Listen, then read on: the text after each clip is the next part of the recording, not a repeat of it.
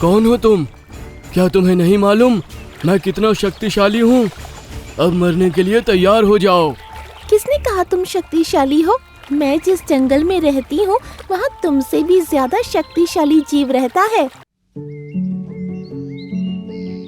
एक जंगल में एक घमंडी और अकड़ू शेर रहा करता था। जंगल के सारे जानवर उसके घमंड और अकड़ूपन के कारण बहुत घबराते थे। एक दिन उसका मंत्री और सलाहकार कालू तेंदुआ जंगल के शेर राजा से बोला, महाराज, मुझे ये कहते हुए अच्छा तो नहीं लग रहा, लेकिन आपका हद से ज्यादा घमंडीपन और अकड़ूपन आपके और आपके राज्य के लिए सही नहीं है। तुम कहना क्या चाहते हो कालू तेंदुए? महाराज, आपके अजीबोगरीब फरमान और न्याय से जंगल के कमजोर जानवर बहुत घबराते हैं। मुझे डर है कि किसी दिन वो आपके खिलाफ अपनी सेना न बना ले। तुमने बिल्कुल सही कहा। ये बात तो मैंने सोची ही नहीं, लेकिन इसका भी एक हल है मेरे पास। अगले दिन शेर राजा ने जंगल के सारे जानवरों को अपनी गुफा के सामने बुलाया। मैंने सुना है कि मेरे न्याय के कारण जंगल के कमजोर जानवर मुझसे काफी परेशान रहा करते हैं। मैंने उनके लिए एक हल खोज लिया है। शेर राजा की बात सुनकर जंगल के सारे कमजोर प्राणी खुश हो गए। मेरा फैसला है कि आज के बाद जितने भी जंगल के कमजोर प्राणी हैं, जैसे कि गिलहरी, चूहा, वो सब इसी वक्त जंगल को छोड़कर जंगल के दूसरे सूखे हिस्से में चले जाए। शेर राजा का फरमान सुनकर जंगल के सारे कमजोर प्राणी बुरी तरह से घबरा गए। उन कमजोर प्राणियों में से सोना गिलहरी हिम्मत करके शेर राजा से बोली, ये तो अन्याय है महाराज। क्या कहा? तुम्हारी हिम्मत कैसे हुई मुझसे ये बोलने की? महाराज, जंगल के दूसरे हिस्से में हरियाली बहुत कम है और वहाँ तालाब भी सूखे पड़े हैं। ये मेरा आदेश है सोना गिलहरी। और हाँ, आज के बाद कोई भी कमजोर प्राणी अगर जंगल में नजर आया तो उसे जान से मार दिया जाएगा। लेकिन महाराज, ये कमजोर प्राणी वहाँ जाकर तो अपने आप मर जाएंगे। अपने फैसले पर दोबारा गौर कर लीजिए। बकवास बंद करो काले तेंदुए। वैसे तो मैं तुम्हारी बात भी मान लेता, लेकिन इस सोना गिलहरी ने मुझे गुस्सा दिला दिया है। अब तो इन सबको जंगल छोड़कर जाना ही पड़ेगा। कालू तेंदुआ अपने मन में बोला, आखिर कौन सा मनहूस दिन था जब ये जंगल का शेर राजा बना था। ऐसे तो ये सारे जंगल की लूटियां डुबो देगा। मैंने तो डराने के लिए ऐसा बोला था, मगर इसने तो बेचारे भोले भाले कमजोर जानवरों को ही बाहर निकाल दिया। शेर राजा अकड़ता हुआ अपने जंगल की गुफा में चला गया। जंगल के सारे कमजोर जानवर निराश होकर जंगल के दूसरे हिस्से में चले गए। कमजोर जानवर दूसरे हिस्से में जाकर सोना गिलहरी को बुरा भला बोलने लगे। तुम्हारे कारण हम जंगल से बाहर निकाले गए सोना गिलहरी। ये तुम कैसी बातें कर रहे हो? सही कह रहा हूँ। तुमने सबके सामने शेर राजा के खिलाफ बोलकर उन्हें गुस्सा दिला दिया। मैंने तो तुम सबके भले के लिए शेर राजा से कहा था, मगर शेर राजा पहले से ही हमें जंगल से बाहर निकालने की सोच कर आया था। लेकिन अब हम क्या करें? यहाँ हरियाली बहुत कम है और यहाँ कहीं आसपास तालाब भी नजर नहीं आ रहा। ऐसे में तो हम भूखे प्यासे तड़प तड़प कर मर जाएंगे। तुम सही कह रहे हो। मुझे लगता है कि हमें तालाब की तलाश करनी चाहिए, क्योंकि जल ही जीवन है। और तुम सोना गिलहरी यहाँ से चली जाओ। हमें तुम्हारी कोई आवश्यकता नहीं है। तुम्हारी वजह से हमारा ये हाल हुआ है। अगर तुम सबको ऐसा लगता है कि मेरी वजह से तुम सब जंगल से निकाले गए हो, तो मैं तुमसे वादा करती हूँ, मैं ही तुम्हें जंगल में वापस लौटाऊंगी और शेर राजा को जरूर सबक सिखाऊंगी। सोना गिलहरी शेर राजा से बदले की आग लिए वहाँ से चली गई। कुछ दूर चलने के बाद सोना गिलहरी की नजर अचानक एक कुएं नुमा तालाब पर पड़ी। अरे वाह, ये तो बाहर प्राचीन कुआं नुमा एक सुंदर तालाब है। तभी उस कुएं नुमा तालाब से एक बड़ी मछली निकलकर सोना गिलहरी से बोली, अपनी जान बचाना चाहती हो तो चली जाओ यहाँ से। क्या मतलब? क्योंकि उसके निकलने का समय हो गया है। मैं भी छुपने ही वाली हूँ। मैं कुछ समझी नहीं, किसके निकलने का समय हो गया है? तुम नहीं जानती, इस तालाब के अंदर एक समुद्री घोड़ा रहता है जो पता नहीं कैसे इस तालाब के अंदर आ गया। वो समुद्री घोड़ा दूसरे जीवों को देखकर उसके ही रूप में परिवर्तित होकर उसे मार देता है। इससे उसे शक्ति मिलती है। मुझे उसके बारे में कुछ बताओ, हो सकता है मैं तुम्हारी कुछ मदद कर सकूं। मछली सोना गिलहरी के कान में समुद्री घोड़े के बारे में बताने लगी। अच्छा, तो ये बात है, अब तुम मेरी बात गौर से सुनो। सोना गिलहरी मछली के कान में कुछ कहने लगी। तभी तालाब के पानी के अंदर से बवंडर उठने लगा। मछली डरती हुई तालाब के अंदर घुस गई। कुछ ही क्षणों में एक बड़ा समुद्री घोड़ा निकलकर सोना गिलहरी के सामने आकर खड़ा हो गया। कौन हो तुम? क्या तुम्हें नहीं मालूम मैं कितना शक्तिशाली हूँ? अब मरने के लिए तैयार हो जाओ। किसने कहा तुम शक्तिशाली हो? मैं जिस जंगल में रहती हूँ वहाँ तुमसे भी ज्यादा शक्तिशाली जीव रहता है। क्या बकवास कर रही हो तुम? कौन है वो? मुझसे ज्यादा शक्तिशाली कोई नहीं हो सकता। उसे जंगल का शेर कहते हैं, मूर्ख। तुम इस छोटे से कुएंनुमा तालाब में रहकर अपने आप को पता नहीं क्या समझ रहे हो। अरे इससे बाहर निकल कर देखो, बाहर कितना बड़ा जंगल है। हाँ मुझे पता है, लेकिन एक समस्या है। मुझे शाम को एक बार इस तालाब में डुबकी लगानी ही पड़ती है, क्योंकि इस तालाब का पानी जादुई है। तुम चाहो तो एक पंथ दो काज कर सकते हो। वो कैसे? तुम जंगल में शेर राजा को मारकर वहाँ के राजा बन जाओ। सारा जंगल तुम्हारा हो जाएगा। वहाँ न जाने कितने जानवर भी हैं जिन्हें मारकर तुम और ज्यादा शक्तिशाली बन सकते हो, और शाम को इस तालाब में डुबकी लगाकर फिर जंगल वापस आ सकते हो। तुम्हारे लिए ये आसान होगा। ये तो मैंने सोचा ही नहीं। चलो मेरे साथ और मुझे अपने राजा से मिलवाओ। तुम कुछ देर रुको, मैं बस अभी आती हूँ। कुछ देर बाद सोना गिलहरी वापस आ गई और समुद्री घोड़े को सीधे जंगल के शेर की गुफा के अंदर ले गई। समुद्री घोड़े और सोना गिलहरी को देखकर शेर राजा गुस्से से आग बबूला होता हुआ बोला, तुम्हारी जंगल में आने की हिम्मत कैसे हुई सोना गिलहरी?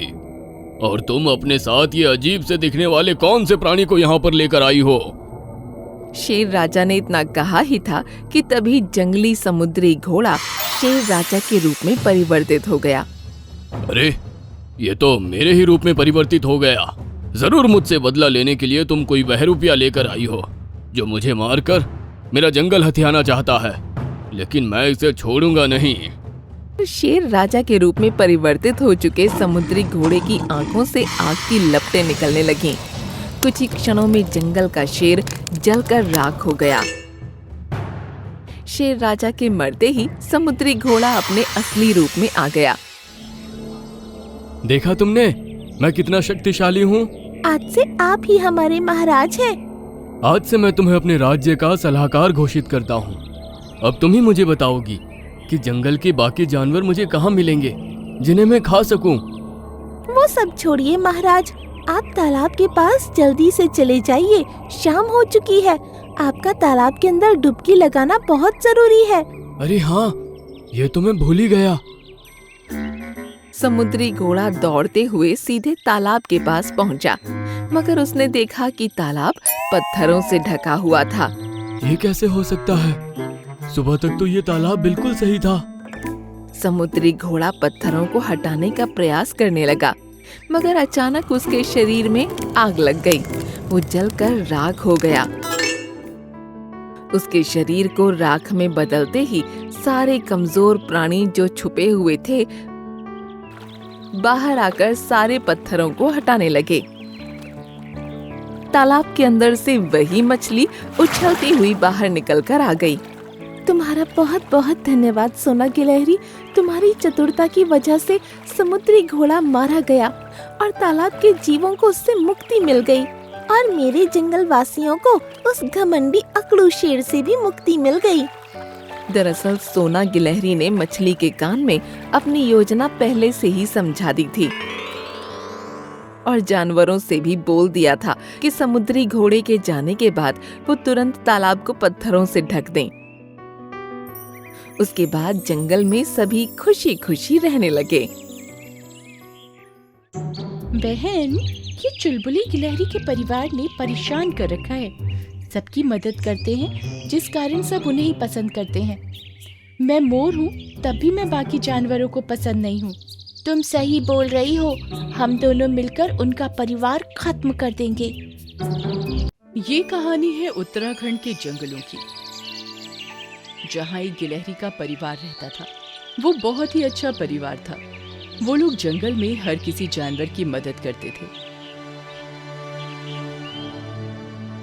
जब भी किसी मुसीबत का समय आता था, सब जानवर उनके पास ही मदद के लिए आते थे।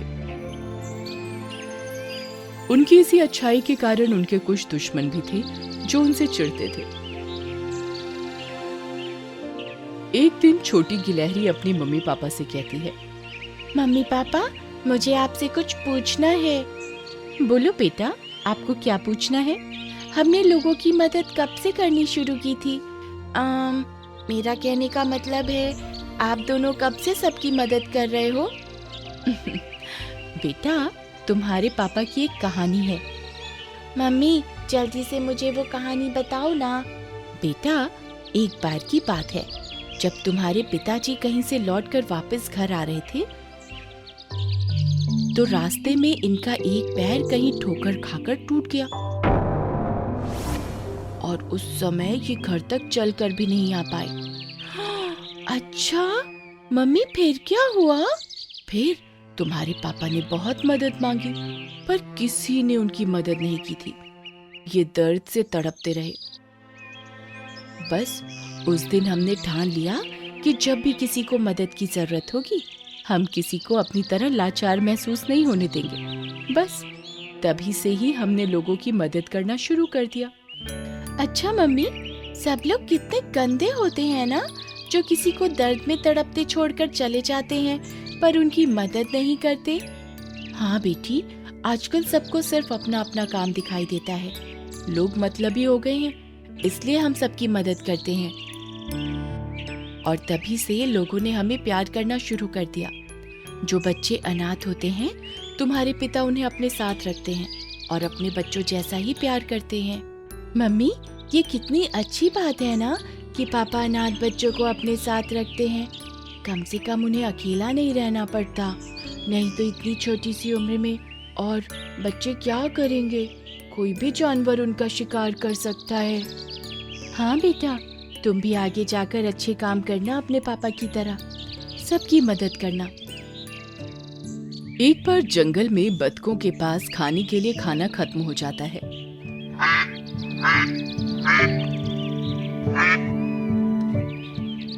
तो वो चुलबुली गिलहरी के घर खाना मांगने आती है। चुलबुली गिलहरी की मम्मी, हमारा खाना खत्म हो गया है और हम बीमार हैं, इसलिए हम खाना इकट्ठा नहीं कर सकते। कृपया आप हमें कुछ खाने के लिए दे दीजिए। तभी चुलबुली गिलहरी की मम्मी बोलती है, हाँ गिली गिली बतख, हम आपकी मदद जरूर करेंगे। बतखें खाना लेकर चली जाती हैं और बहुत ही खुश होती हैं। और उसी जंगल में अच्छे जानवरों की तरह कुछ बुरे जानवर भी थे, जो चुलबुली गिलहरी के परिवार से बहुत चिढ़ते थे। जैसे बिल्ली और मोर, एक का नाम नाटी था और एक का टिकली था। दोनों ही चुलबुली के परिवार से बहुत जलते थे, तो दोनों ने मिलकर उनके खिलाफ एक साजिश रची। बहन, ये चुलबुली गिलहरी के परिवार ने परेशान कर रखा है। सबकी मदद करते हैं जिस कारण सब उन्हें ही पसंद करते हैं। मैं मोर हूँ, तब भी मैं बाकी जानवरों को पसंद नहीं हूँ। तुम सही बोल रही हो, हम दोनों मिलकर उनका परिवार खत्म कर देंगे। फिर एक दिन जब चुलबुली गिलहरी बाहर घूमने गई थी और उसके मम्मी पापा घर पर थे, तो नाटी बिल्ली और टिंकली मोर ने जाकर चुलबुली गिलहरी के माता पिता पर अटैक कर दिया। एक ने पिता को पकड़ा और दूसरे ने उसकी माता को, और दोनों को मुंह में दबाकर मार दिया और वहां से चले गए। फिर जैसे ही चुलबुली गिलहरी घर आती है, अपने माता पिता की हालत देखकर उन्हें उठाने की कोशिश करती है, मम्मी पापा उठिए ना। क्या हो गया आपको? अभी अभी तो आप लोग सही थे और इस जंगल में आपके इतने चाहने वाले हैं, फिर आपको कोई कैसे मार सकता है?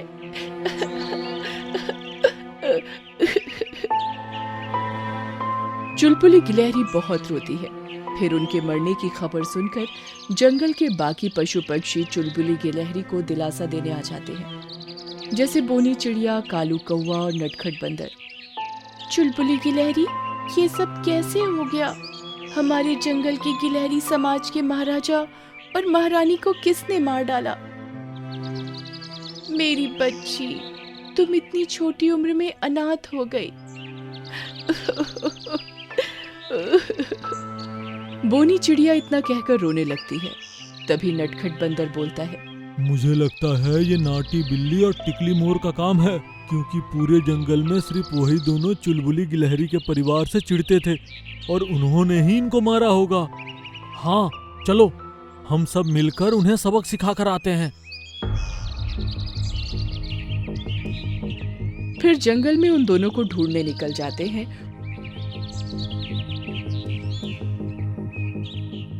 और वो दोनों एक गुफा में जाकर बैठ जाते हैं और टिंकली मोर और नाटी बिल्ली को पता चल जाता है कि सब लोग उन्हें ढूंढने आ रहे हैं। टिंकली मोर, मुझे लगता है सबको हमारे कांड के बारे में पता चल गया है कि हम दोनों ने मिलकर चुलबुली गिलहरी को अनाथ किया है।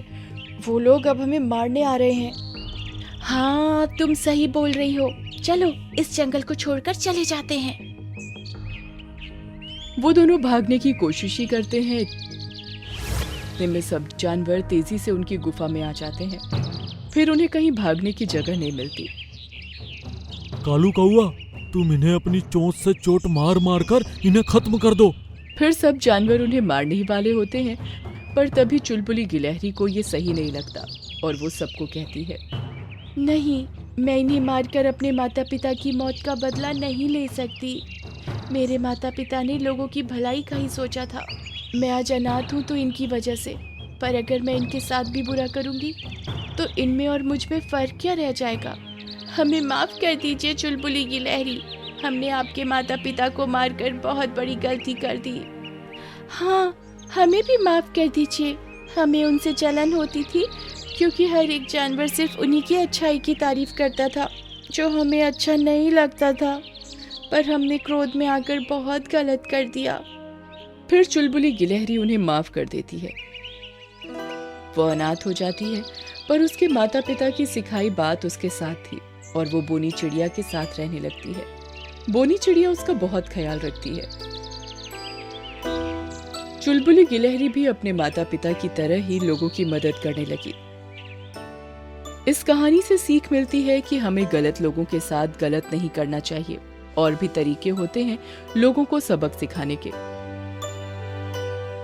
अगर हम बुरे के साथ बुरा करेंगे तो उनमें और हम में फर्क नहीं रहेगा। बस इसी फर्क को हमें समझना होता है।